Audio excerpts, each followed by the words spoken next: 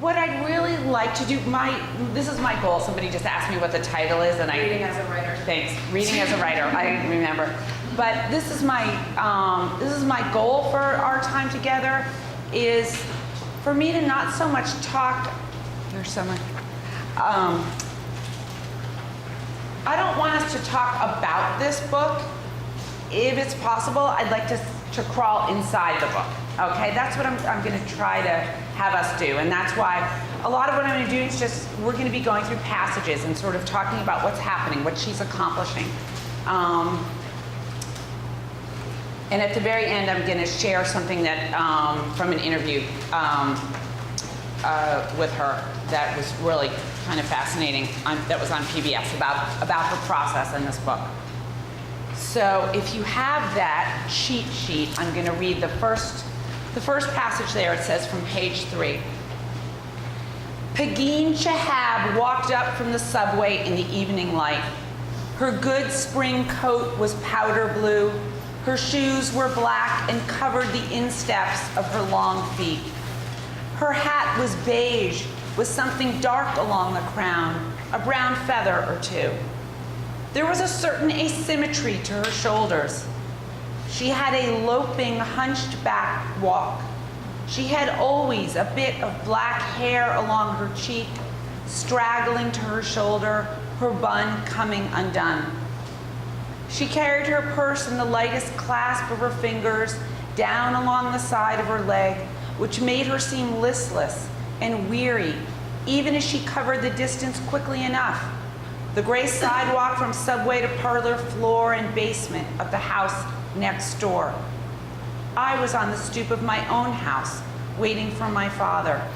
Pegeen paused to say hello. So right there, that's the beginning of the book. Tell me what you know about this narrator. She's observant.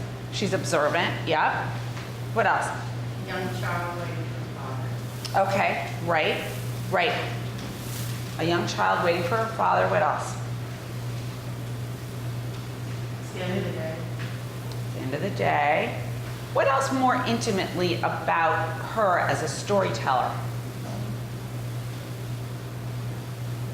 She's consistent in her description of the character. Uh-huh. You know, like her hair straggling to her shoulder, the looseness of the way that she holds her purse. Yeah. Like it's all very consistent.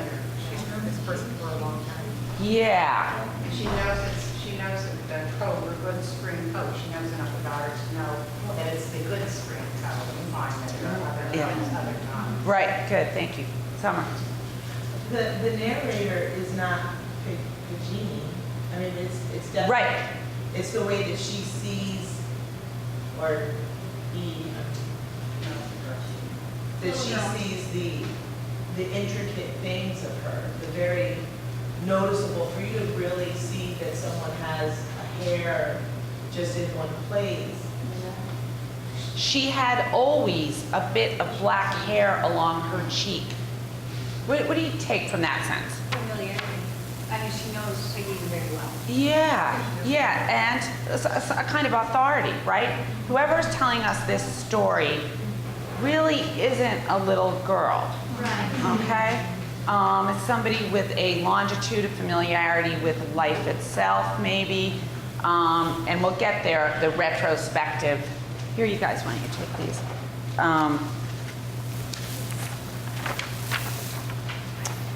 The other thing is this entire novel is told in the first person.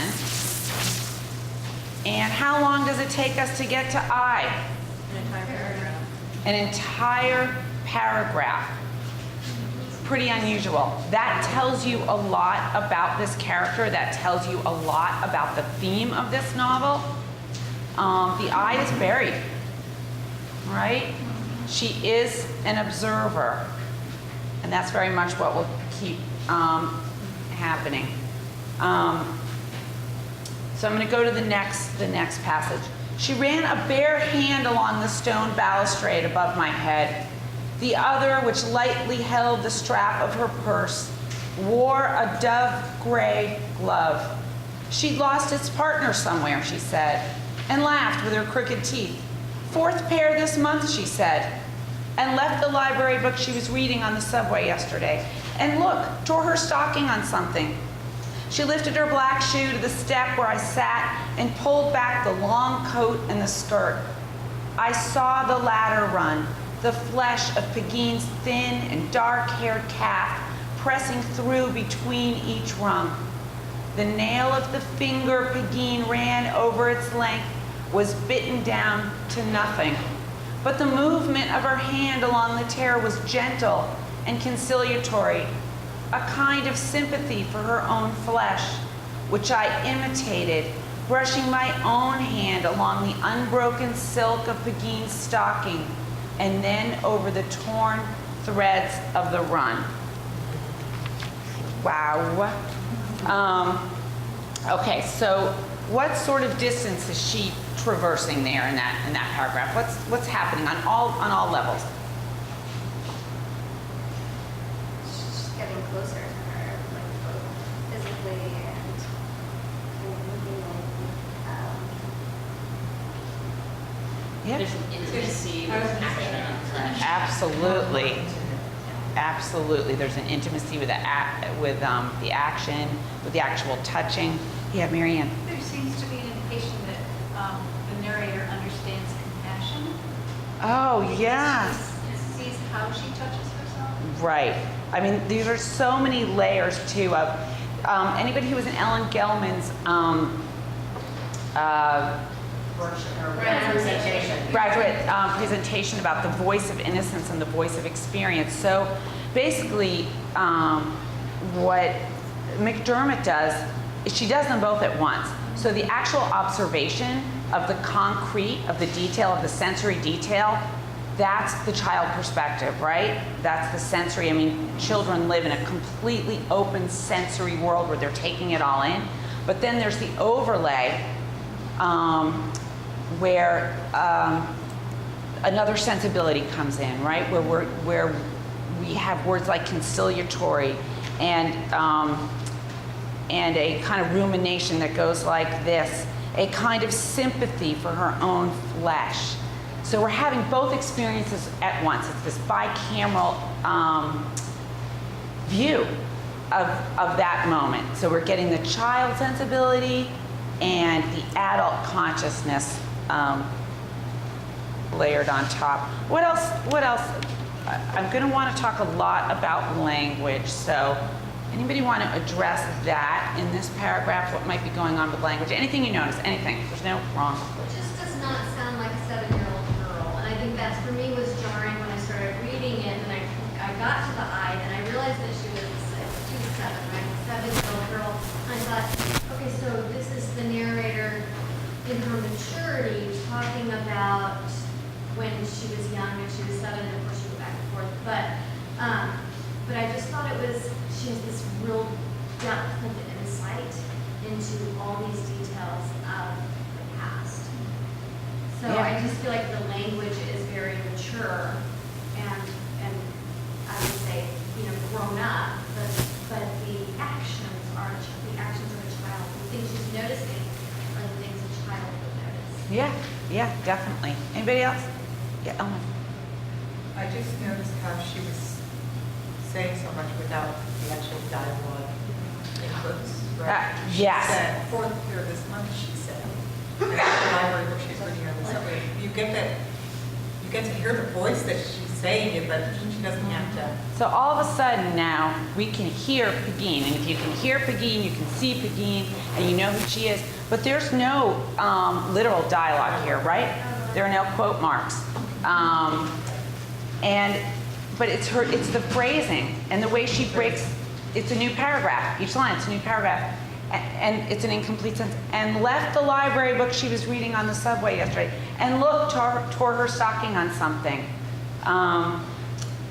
Anybody else notice anything about the language in here where? So I will give something away that I can tell you at the end. That one of McDermott's goals in this was, among the many things she's memorializing here, is the way people spoke at a certain time in history. The whole novel is set. I shouldn't say the whole novel. This opening is set between the two world wars, right? Little Marie's father was in World War I. He carries around that medal. We know the neighbor, poor Bill Corrigan, right, got gassed and is blinded from World War I. And then later on, the Second War comes, and the man that little Marie ends up marrying was a prisoner of war in World War II. Quite a horrifying sort of section of the novel. So this is a very particular place. It's Brooklyn. And right here, it's some time after World War I, before World War II. Anything that you notice about syntax? Or anything, Summer, go ahead. Well, when you were talking about diction, just the fact that she said she lost its partner somewhere, you know, instead of saying her other love. Yeah, she lost the other one, right. Right, or even the fact that she's, the metaphor of, you know, I saw the ladder run.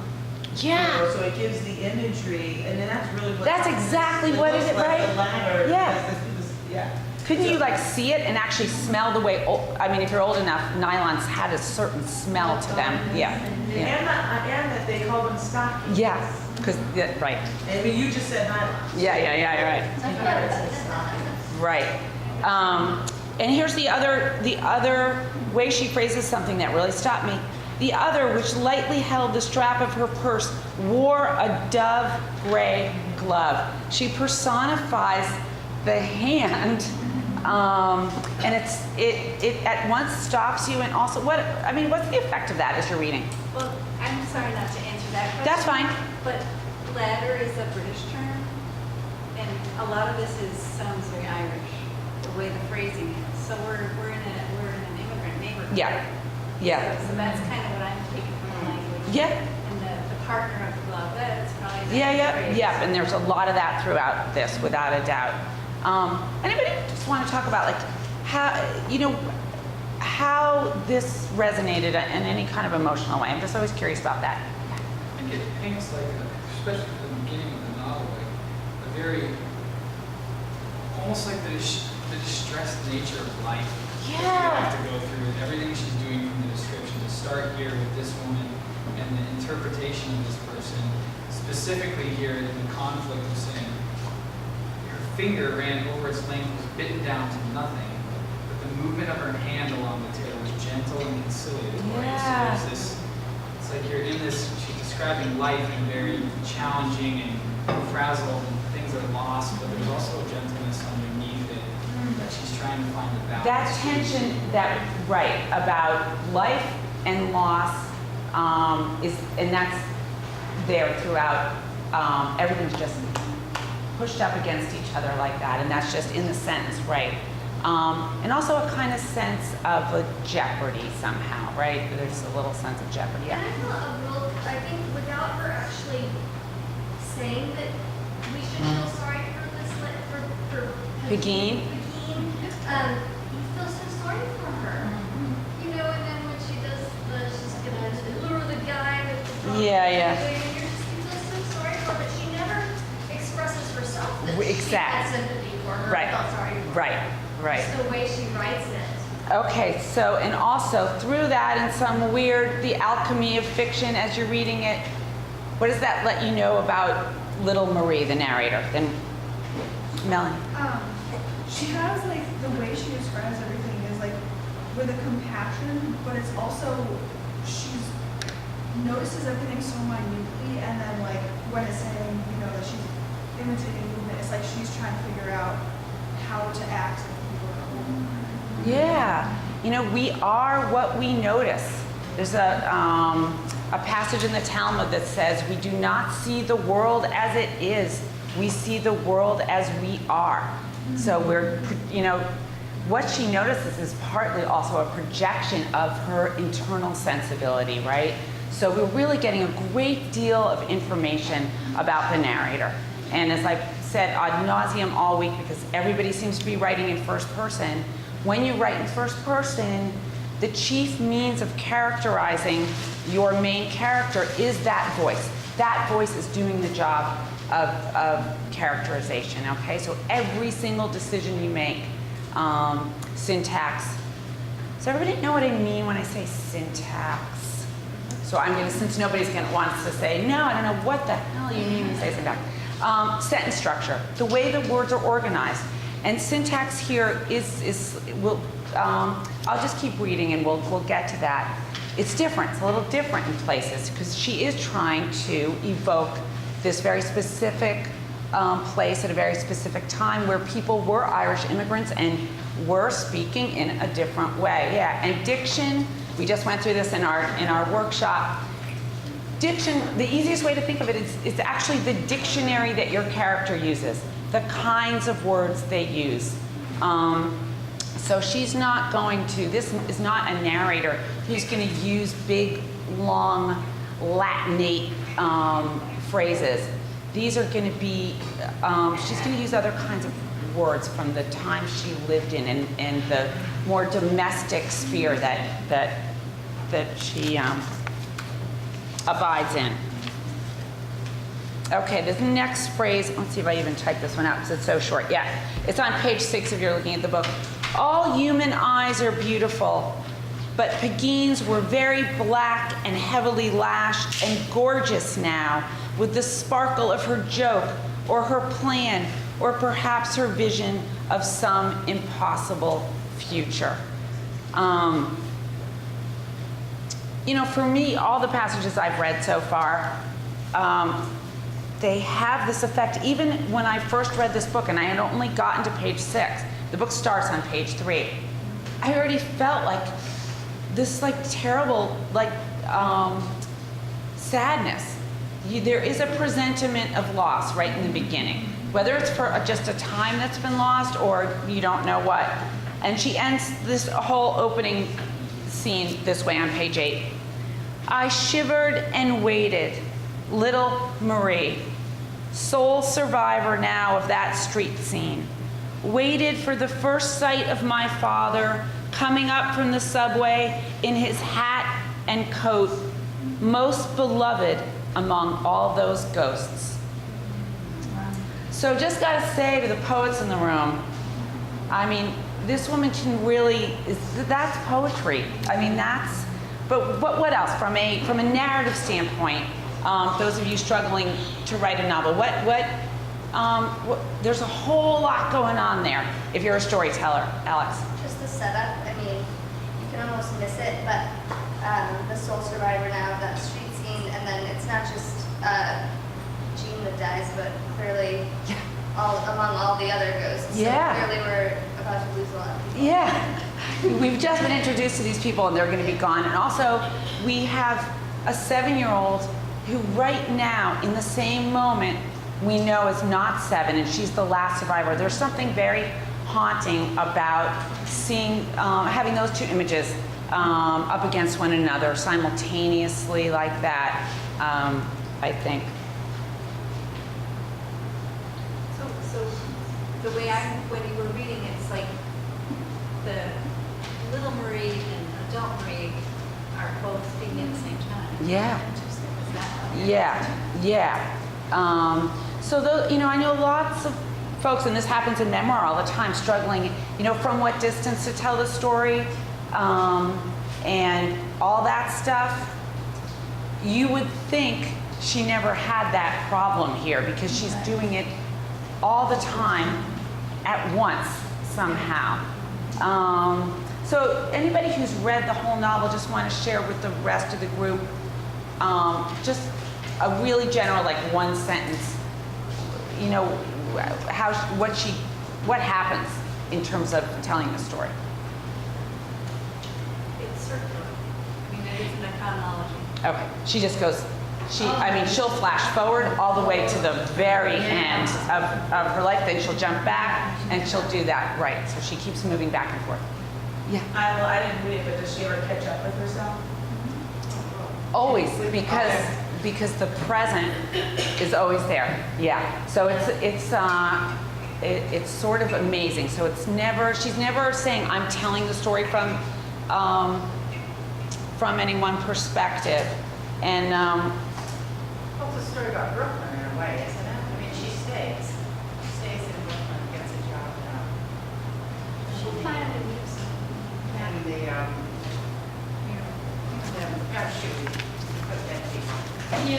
home. She works in a funeral home, yeah. I was talking loosely about this whole nature of, Summer said, did she ever catch up with herself, as if there is a place from which she's telling this.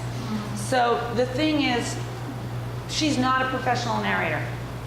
She's not setting out to tell you a story.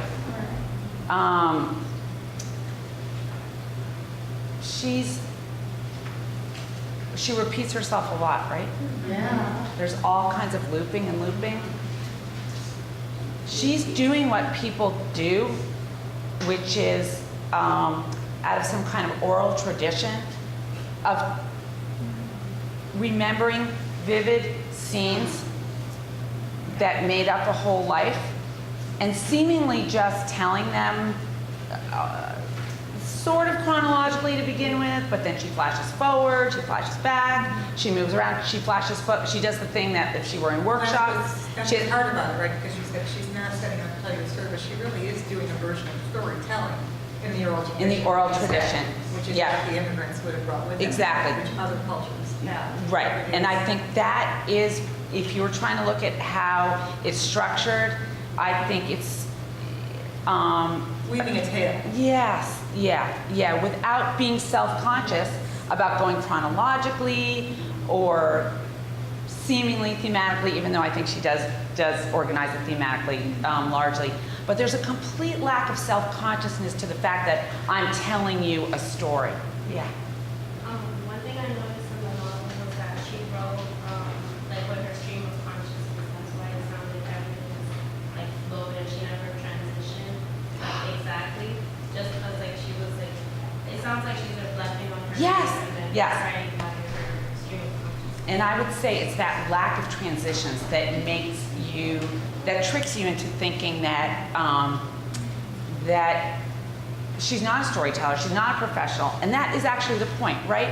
I mean, who is little Marie, and then 20-year-old Marie, and then adult Marie? I mean, how would you define her as a character?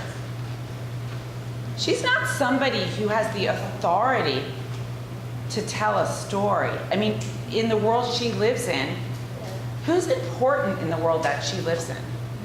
The men around her. Yes. And actually, in this interview with Alice McDermott, she said, really another novelist would have taken the brother, Gabriel. What a terrific story there, right? A closeted homosexual who leaves the priesthood after 1 year, who's this boy genius, whose life basically falls apart because he lives in a time that's just unaccepting of who he is, and he can't even accept who he is. That would have made a fascinating novel, right? Or her husband Tom with that like harrowing story of his capture and painting inside the prisoner of war camp. I mean, and also his beginnings.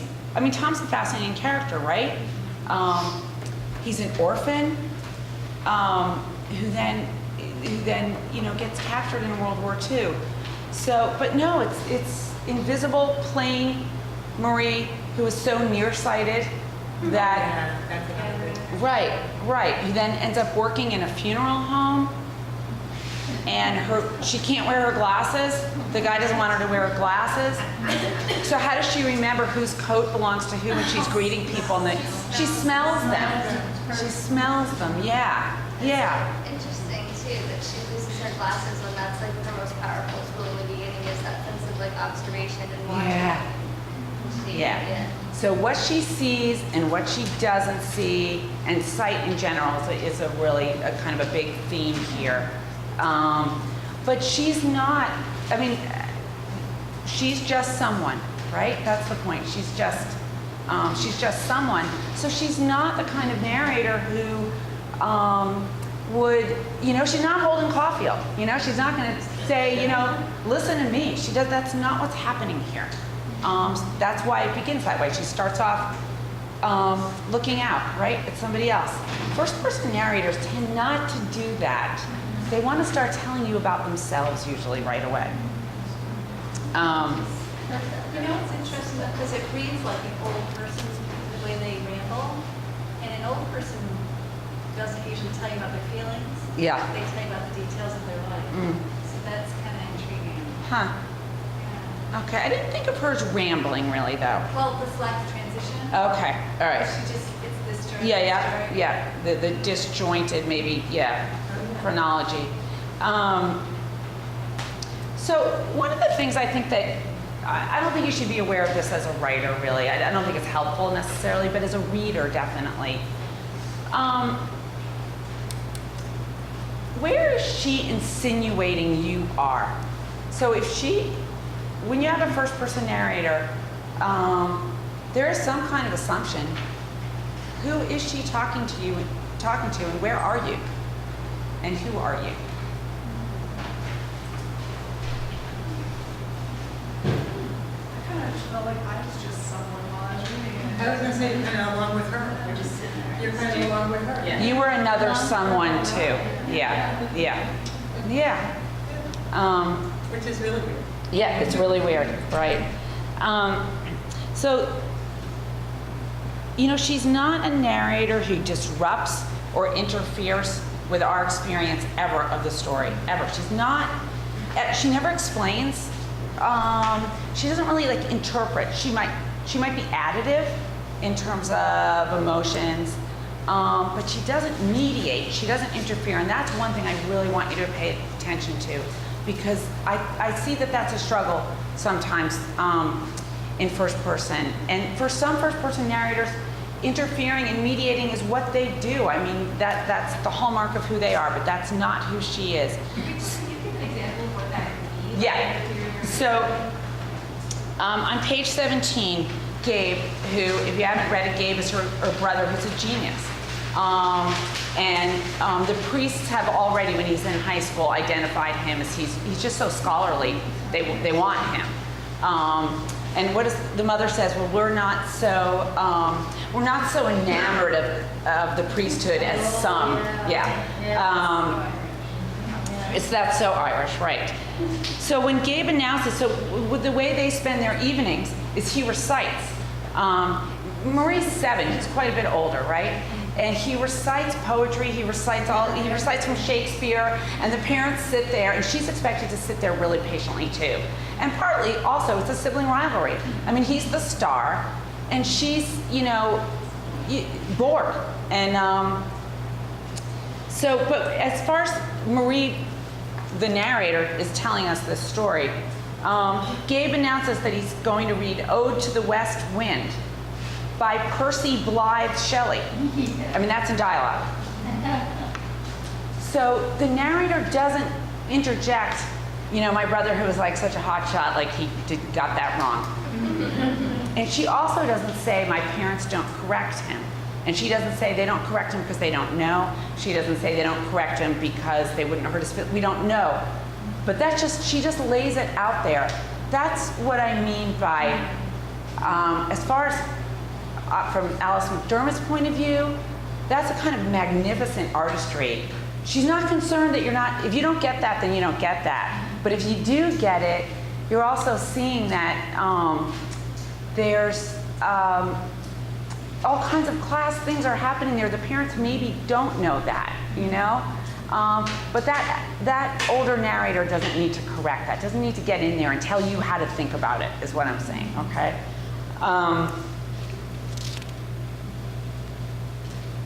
All right, or this is an example, a little different. I don't know, it's on page 212 in the book, and let me see, it's the last passage then on your sheet there. It was a homely room.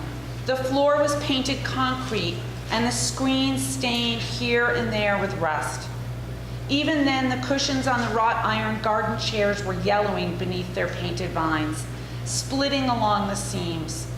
There was a sickly-looking wandering Jew and a spindly spider plant in the corner, a basket of old pool toys no longer used.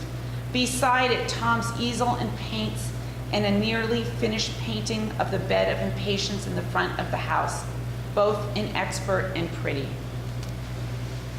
Okay, so this is what James Wood is talking about. What's the name of that book? Somebody tell me. How Fiction Works. When he has a whole chapter on thisness, on the real life real life coming up on the page, just springing forward. So somebody want to just talk about what happens there, what you felt when you read that? It's just a list of stuff.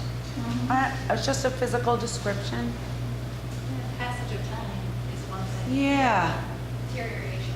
Yeah. But I think you can also feel a part of it. I mean, you feel like you're right there, you know, I feel like I feel it. Also, again, as Justin said, there's some sense of loss there. Right. Somehow it's like that run in the stocking, right? There's presence and absence at the same time. So there's this moment in time, and the fact that moment is already passed on all at once is happening there.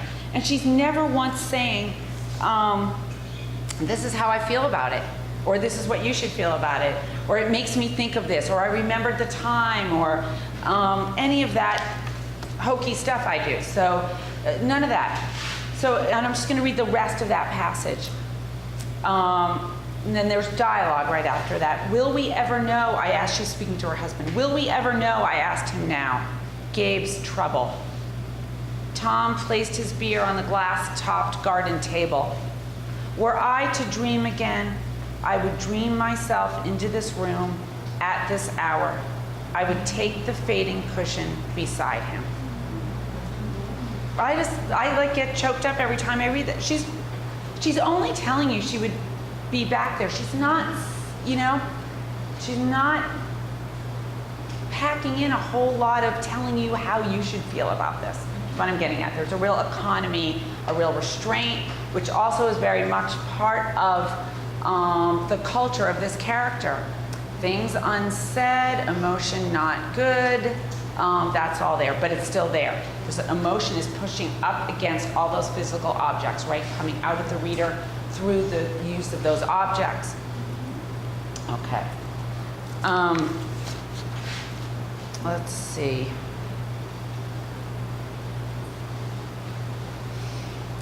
There are two passages that take place in the bathroom, not that far apart from each other, and I'm going to read one of them now, because I want to just go back for a second to this business of voice and syntax and rhythm. In this case, definitely rhythm, and also because it sort of sets up the next passage that takes place in the bathroom. So this one is.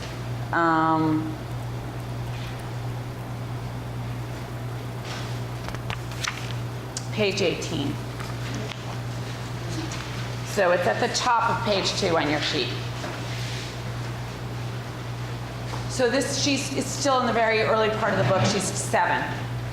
I deployed all my excuses in a rush. The water was too hot, the house too cold. I'd had a bath last week, I had a stomach ache, I was sleepy. But my mother had a grip on my arm and my thin legs were all obedience. They raised themselves against my will, up over the cold rim of the high tub and into the steaming water where the pain from the heat became a chill in my spine and my thin body, bright red to my calves, but pale white, nearly blue, through my chest and my arms, became no more than a scrap of cloth caught and shaken and snapped by a sudden wind. I wanted to weep. I wanted to be sick.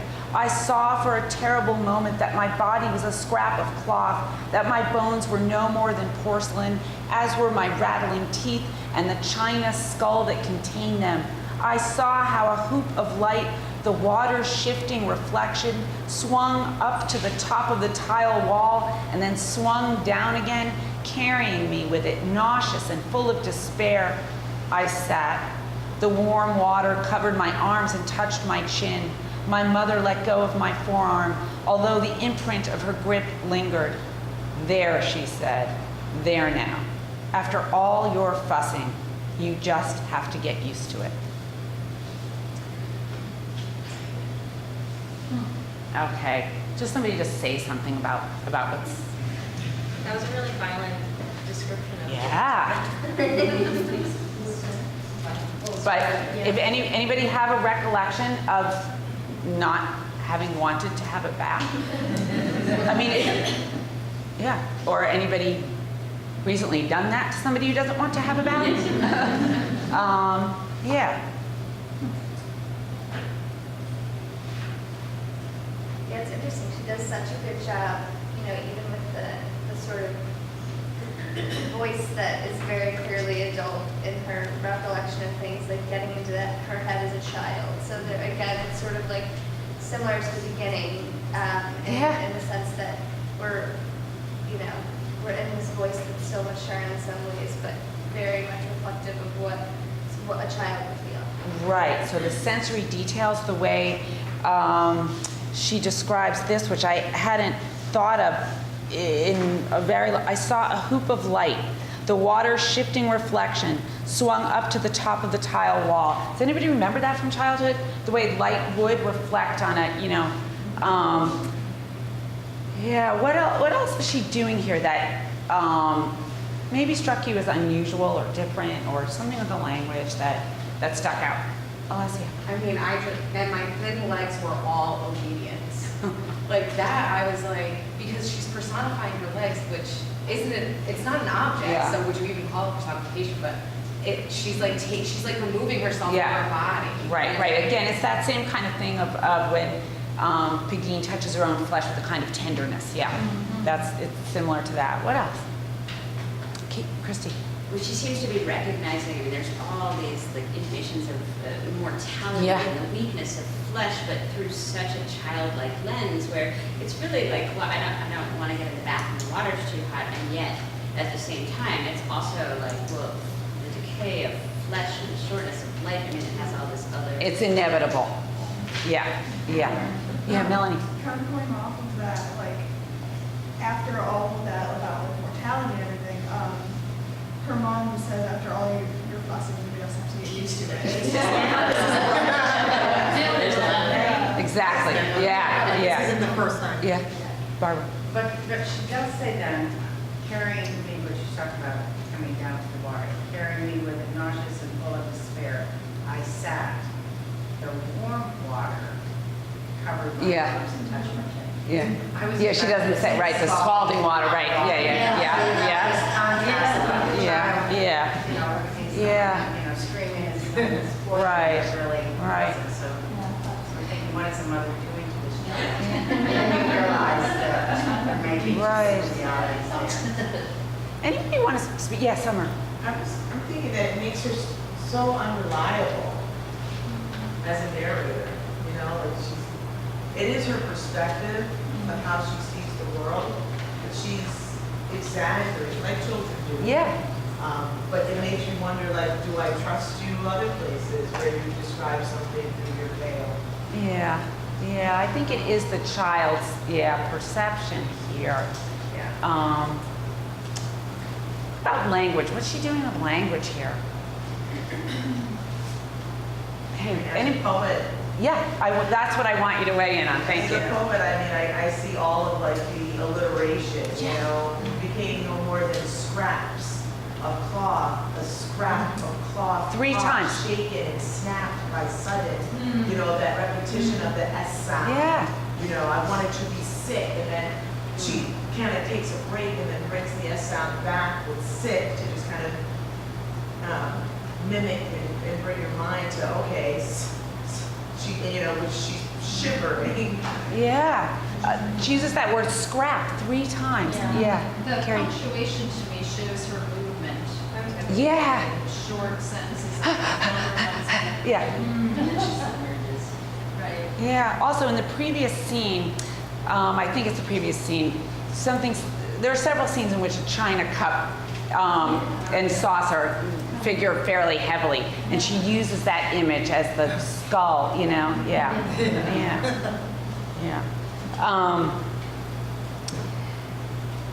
Throughout the whole book, let me see if this next bathtub passage, where that is that I was gonna, oh no, that's later. There's a lot of repetition. There are certain phrases that come up again and again in the book. Anybody want to yell out one of them if they remembered it? He was a man who loved to talk. She says that about her husband about 15 times, you know. Sometimes she'll change a word here or there. A body so thin was nothing more than a walking invitation to misfortune, right? That's what the father's relatives, the kind of real immigrant Irish relatives who have the bad teeth say, yeah, every time they visit, and then they say it again when the father dies. She repeats like Mr. Walter, his full name. Right, Over and over and over. Mr. Walter Hartnett, yeah. She does, yeah. I was a bold piece. Oh, yeah.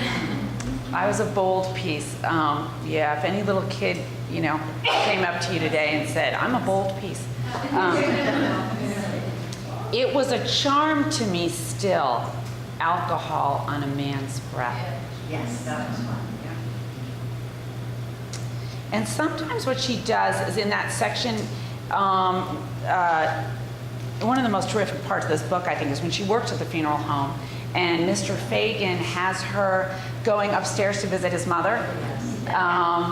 And so sometimes what she'll do is she'll repeat a phrase in kind of narrative montage and then in scene. So on page 120, she says,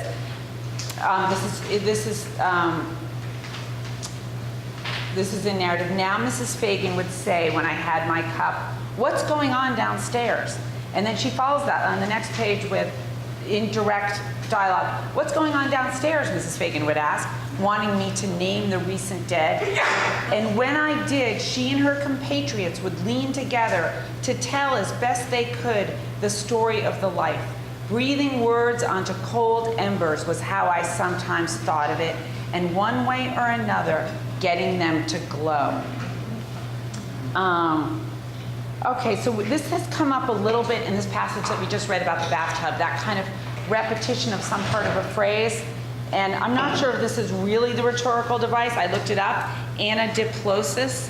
But I'm just going to read you a few examples that I thought were really, oh, and I did type them out. It's page 43, 59, 62. You'll see them right in the middle of page 2 there. They felt free to tease me, I knew, because Gertie wasn't there. Because Gertie wasn't there, I was alone among them. Like when you hear that, that's just a narrative, that's not dialogue, okay? In dialogue, right, we all do that in dialogue. So what's the effect when you read that in narrative of somebody doing that? That kind of like, I'm gonna take a little bit, the last bit of that sentence and like. It's sort of like a circling around for emphasis and a drawing in. Yeah. It's also hard to assign like cause and effect. Yeah, that's true, especially with that sentence, yeah. There's a boy with songs where the first line is repeating the song. Wow, yeah, there is something biblical about that, yeah, definitely. It is also the way we would talk in dialogue, maybe. There's something like a little more casual or intimate about that, and definitely emphasis, it's an emphasizing. I went into my own room, my room alone now that Gabe was in the seminary. Now that Gabe was in the seminary, he slept on the couch in the living room. Yeah. Okay. This is one of the last descriptions of her father. It's on page 62. The gray fingernails sunk too deeply into the swollen yellow flesh. His flesh was swollen, thin as he was. You know, if one of us did this in workshop, and be like, cross out, that's repetition. So, you know, maybe there's nothing more to say about this other than when you can wield style like this, you know, do it. And, you know, I would hate to see what would happen if she had workshopped this. Oh my God, you circle around, yeah. So one of the things we talked about this afternoon in our workshop is what needs to happen in the first chapter of a novel. And one of those things is the reader has to know what to be worried about. They have to be worried about something or they're not going to keep reading. So after the double space break on page 8 of the novel, which is only 5 pages in, we have a flash forward to when little 7-year-old Marie, she flashes forward to when she's pregnant, so which we assume she has to be at least 20. She doesn't say how old she is. And then within that flash forward, there's another flash forward. I mean, totally like, well, you'd get killed in workshop if you did that. To her receiving last rites. So one of the things she does, instead of saying, this is what this book's going to be about, or this is what you should be worried about, or this is the sword of Damocles that's hanging over here, well, the sword of Damocles is that everyone's going to die, and we don't know when. So she brings in the end right in the beginning. You don't know how it's going to play out, but I think that is probably one of the reasons you keep going on. So one thing I just want to just going to mention here, that one of the things she's doing in terms of how she's structuring the novel is that life is this ongoingness.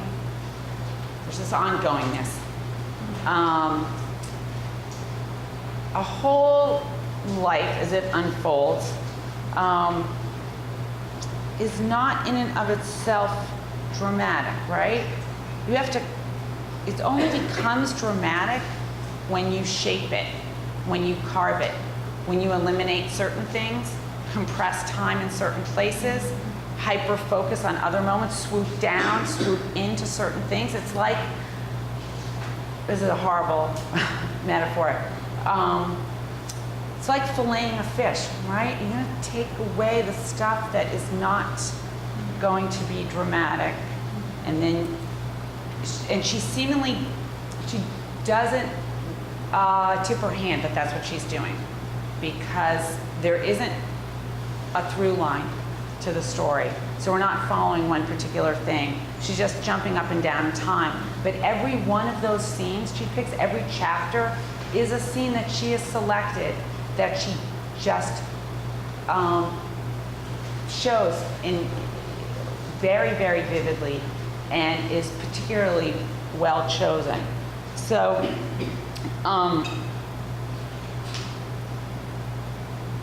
you know, life is comprehensive. The whole thing is comprehensive. Art is selective. And she does this thing where she doesn't make you think that she's making these selections, but she is. So that was one thing for those of you who read it. I just want you to go to think about that.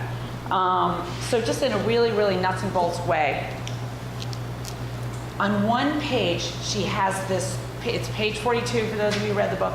3 of the main storylines all come together. Everything happens all of a sudden on one day. Gertie is not in school. Gertie, remember Mrs. Hanson? Gertie Hanson? She doesn't come to school. Gertie's her best friend. The girls on the street say that poor Dora Ryan's groom turned out to be a woman. And just as she's heard this and wants to ask her mother about it, her father is brought home by her mother in a cab, sick. All these things happen within, just hours of each other. So this is, I think I typed this page. This is page at the bottom of 2, the last thing on the bottom of your page 2. I waited for my mother to turn off the running water. I wanted only to say to that broad back, to those sure hips, the man Dora Ryan married was not a man at all. Only so my mother could say, nonsense, as was her way, and thus restore the world. But my mother turned from the sink with the rough towel to her face and seemed surprised to see me there. Ah, Marie, she said, and I skipped some. Sitting on the cold edge of the tub, I was aware of the vertigo I'd known when I was younger, when the reflected bathwater swung me high and shook me out and rattled the teeth in my head. Suddenly, I held my arms to my mother. I heard her cluck her tongue, either at the pity of Mrs. Hanson's death or the childishness of my pose, perhaps both, before she crossed the narrow space between us and took me into an embrace. Okay, so, all right, Eleanor, do you want to just say what's going on? Yeah. She wrote it all together. Yeah. And how did she do it?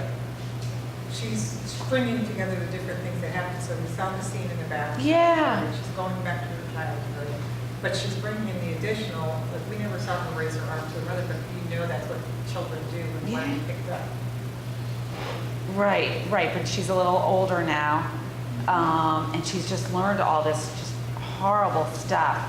So remember, this is not a narrator who tells us how we should feel about things, who tells us how she feels about things.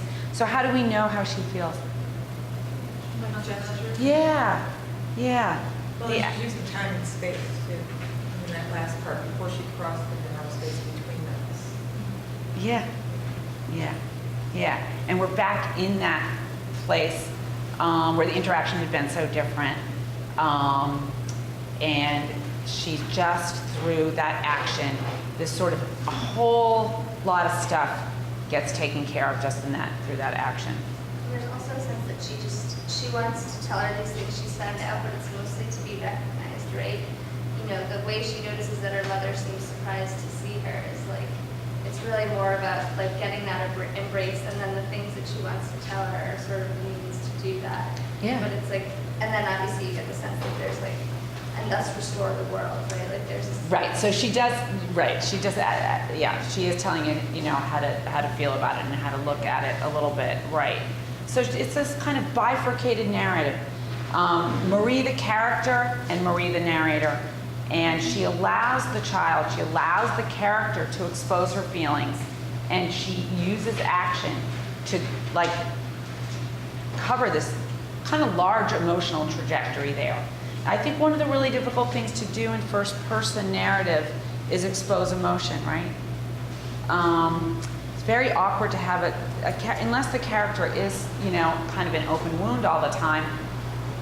You know, I felt this, I felt that, I felt this. So, and it's so effective here. Also, in a culture that really doesn't allow for much of this kind of showing in any way, she's going to have to get it across like that. So, Walter Hartnett dumps her. I know. Unceremoniously. And her brother Gabe takes her for a walk on a day approximately as hot as this. Yeah. Okay, so this would be on your page 3, I guess. At the top, it's from page 80. The air was a wall. The heat was a reminder of what I had glimpsed when my father was dying, but had, without plan or even intention, managed to forget. That the ordinary days were a veil, a swath of thin cloth that distorted the eye. Brushed aside in moments such as these, all that was brittle and terrible and unchanging was made clear. My father would not return to earth. My eyes would not heal. I would never step out of my skin or marry Walter Hartnett in the pretty church. And since this was true for me, it was true in its own way for everyone. My brother and I greeted the people we knew walking by, neighborhood women, shopkeepers in doorways, trying to catch a breeze. Each one of them, it seemed to me now that the veil was briefly parted, hollow-eyed with disappointment or failure or some solitary grief. So if you want to show the maturation of your character, even though this isn't chronological, wow, her consciousness now, this is like a huge thing. She's had this real trauma, a real kind of emotional trauma, and she has this insight. It's probably maybe the only place in the whole book that she really comes out and says that much.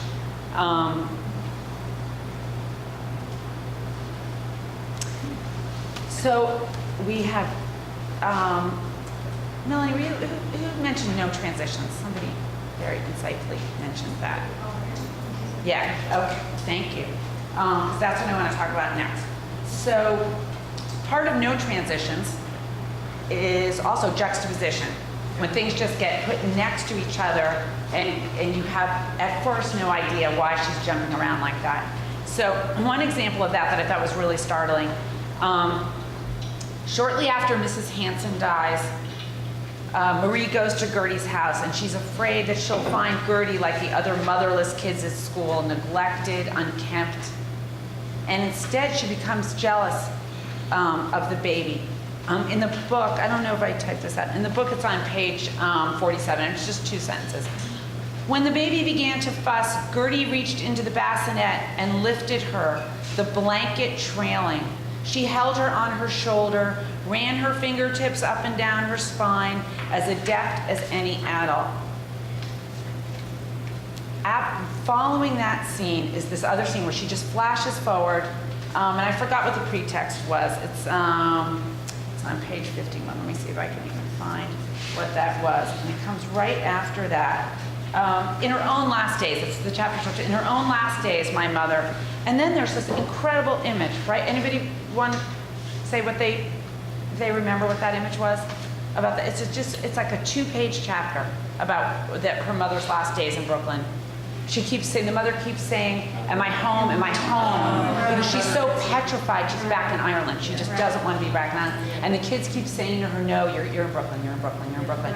And finally, she's agitated, can't be convinced. So Gabe picks her up and carries her outside. I mean, they tried opening the window. Right, let the right. sounds come in, let the smells come in, but he wanted to work. My mother's eyes were closed. In my brother's arms, she seemed as small and light as an infant.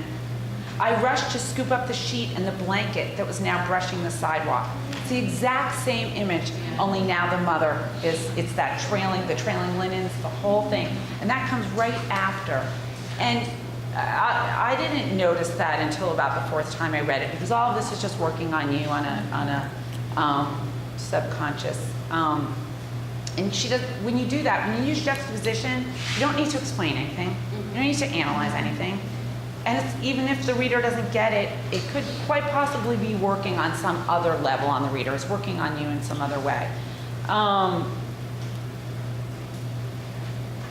So there are a couple other examples of that.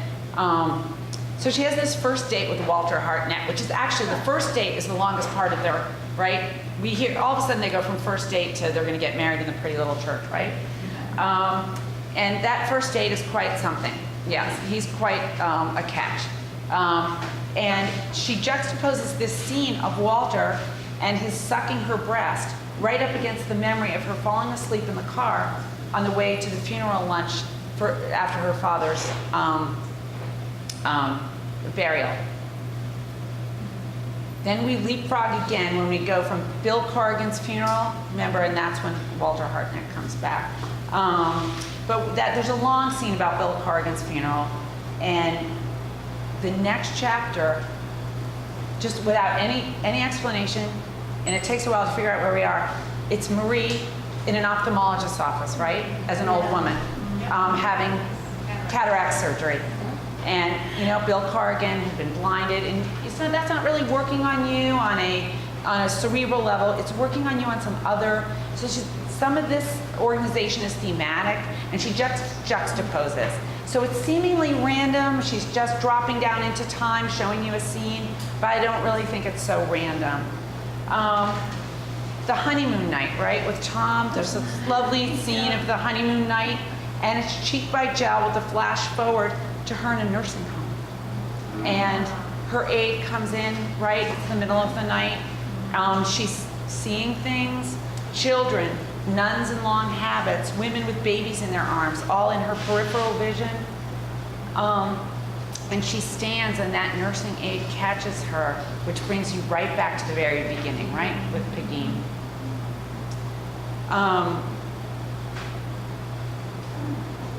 So then I'm just she just keeps going with a strange juxtaposition, and this is just how for those of you who didn't read the book, this is just sort of how the rest of the plot unfolds.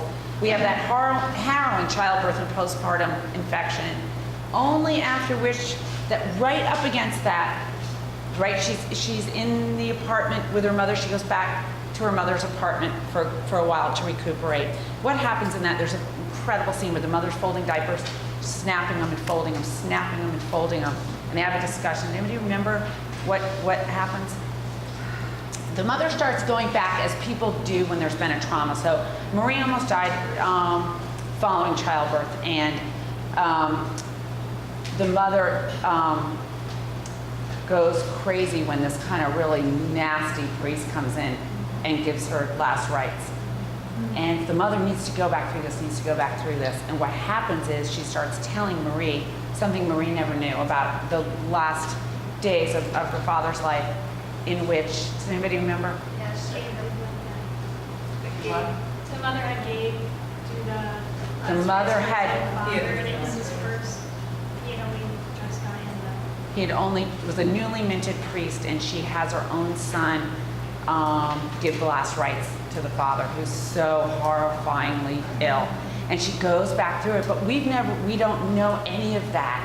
And it was it's all this compression of life, even though maybe 20 years have passed or 15 years have passed, we don't know how long.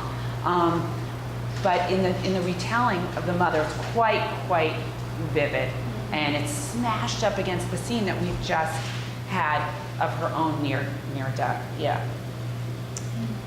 So this kind of like layering of loss and pain, and also one thing I think that you're always at pains when you're writing to decide what to show and what not to show, what to put in, what to leave out. So this is the way I think of this book. She parachutes down into scenes, right? Just in the middle of things already almost happening. And she often does it with dialogue. What's wrong with your eye? That's how that whole interaction with Walter Hartnett begins. What's wrong with your eye? We don't even know, like, where are we? Yeah. So to go and speak to this great point about the no transitions, we just open up in the middle of another moment in life. On page 168, she just says, "So, I had my wedding in the pretty church after all."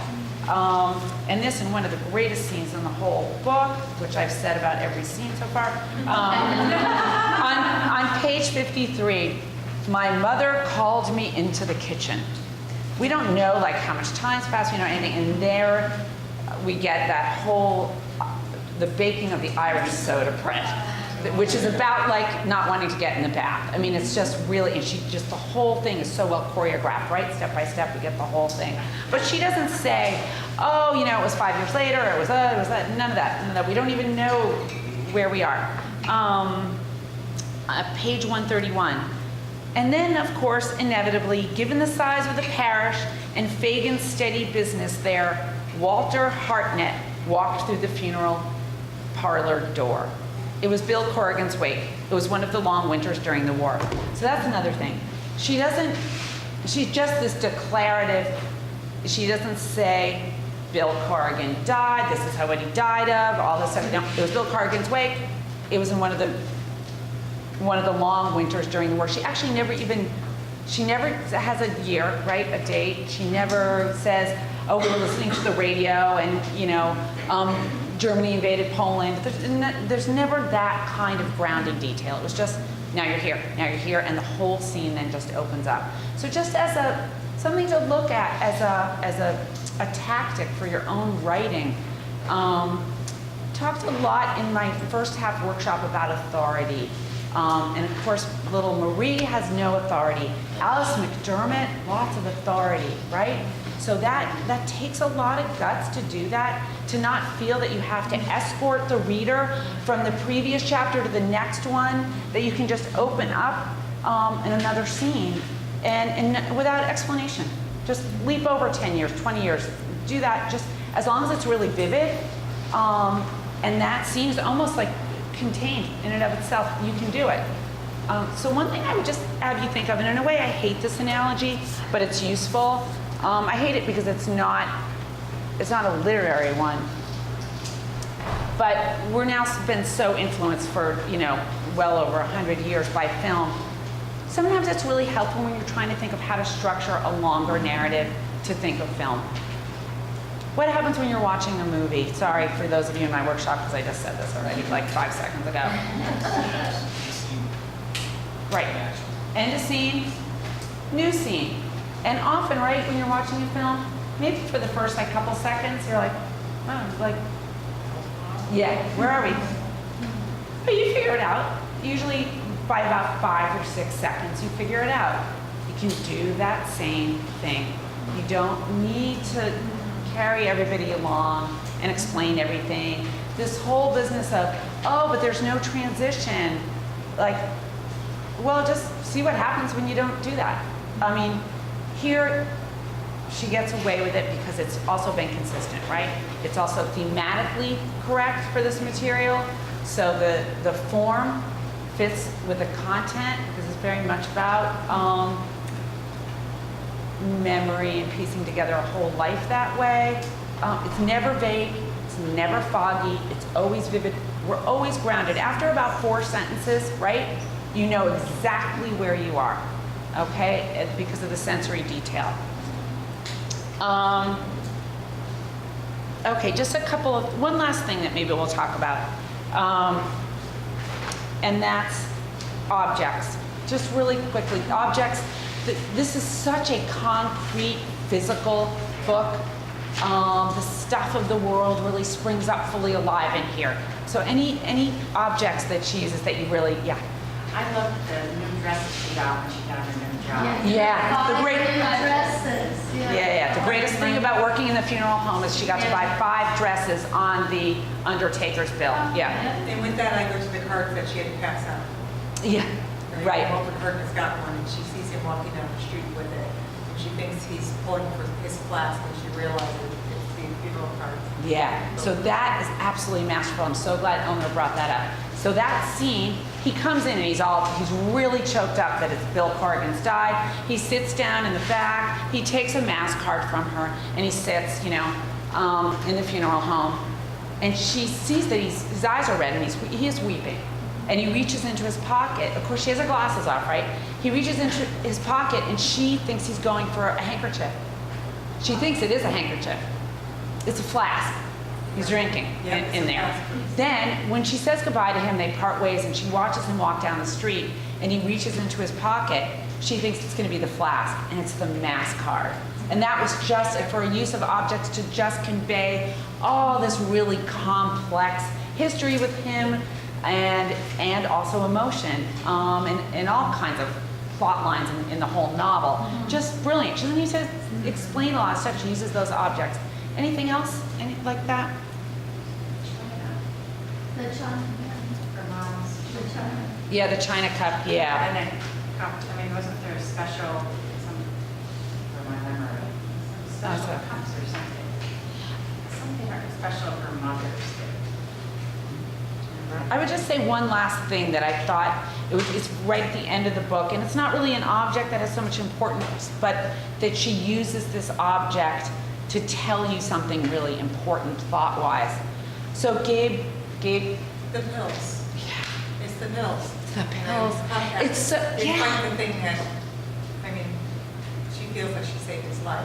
yeah. Right? So Gabe, lovely Gabe, who in the beginning is so promising, now has been institutionalized in a state institution for a year.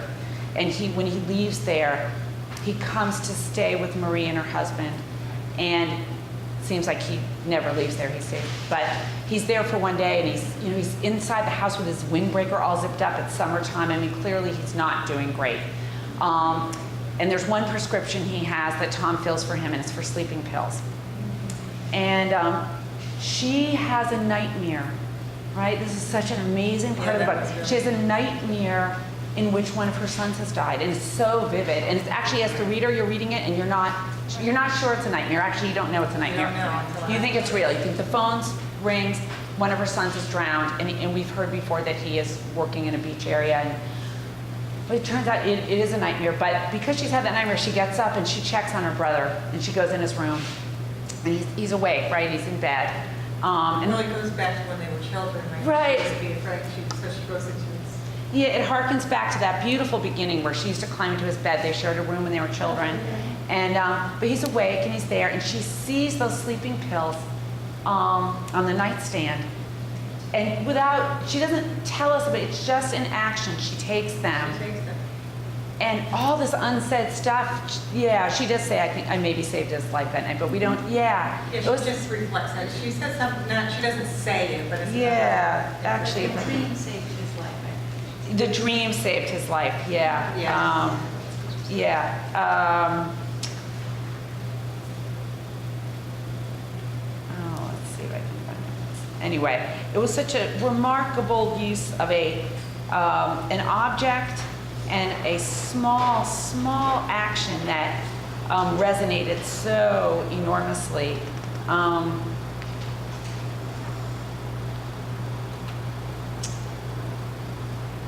He nodded and then he once more lifted his wrist to his eyes. I lingered for a moment at the side of his bed without fear or forethought, without intention, not at that moment. I lifted the prescription bottle and slipped it into the pocket of my robe. Then she goes on, there's a little bit more. I might have saved my brother's life that night. I don't know. I might only have dreamed the loss of my first child. Yeah, that is just a really beautiful line. So, okay, before we end, I'm just going to share this little bit from this. And if, now that you've read the book, or after you've read the book, I never suggest going to watch anything on a screen because it will help you with a book. But this interview was actually pretty interesting in terms of process. So what she said to the interviewer about the writing of this book is that we are surrounded by story all the time. The story is very accessible, but what literary fiction does is it elevates the level of the sentence to be as important as the story the sentence tells. And that was her goal. She said she wasn't so interested in story. Story is everywhere, she said. She goes, wasn't really the driver here. The prose was the driver. And she also said that the novel, she hadn't published a novel in 7 years when this came out, which is a long time for her. She writes really regularly. That she had a teeming, that was the word she used, a teeming saga that she pulled this one character out of. And she said she was really interested in giving voice to someone who was not listened to, someone who in that time wouldn't really have been heard, would have been overlooked, but that didn't mean she didn't have a really rich inner life. And that was what she charged herself with, to try to really give voice to someone who didn't have one, and to show that just because she didn't say a lot, that there was a lot going on inside there. And she said she got almost all the way to the end. She had written it in third person. She got all, right. She had written it in third person. She was almost all done with it. And she realized no one's listening to Marie, and neither is her author. I was confiscating her voice. She actually felt like she had done something kind of criminal to her, and she went back and wrote it. Isn't that amazing? So, okay, yeah.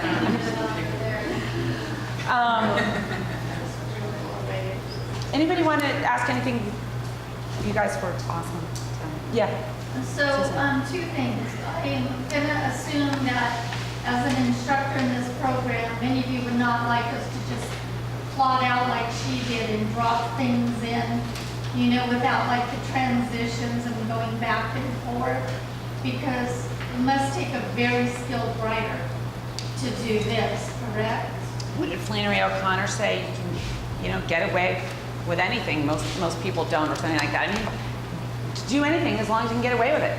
Mm-hmm. But nobody's ever gotten away with much, something like that. But yeah, I mean, try. All you can do is try it. Right. But you shouldn't be stopped from trying anything. I mean, I was hearing that a lot in our workshop. This is the right way. This is the wrong way. That's not what this is about, you guys. Right? That's not what making art is about. That's not what imaginative writing is about. Try it. If it doesn't work, people will tell you. Yeah. And then the second part was, what would you like each of us to take from the book if you could choose one thing? Oh. You can. Okay. Good question, but give her a second. You know what? For me, it was just really simple. How do you write so that someone reading it feels so deeply, is so affected? I cried several times And after multiple readings, I just felt like somebody had gotten inside me and kept doing that. That was my takeaway. That was my big wow. How do you do that? I thought that it was amazing how she goes into so much detail with the Irish cake and how she's while you're reading that, you're just like, what are you doing? What is your problem? And then at the end, that's the one.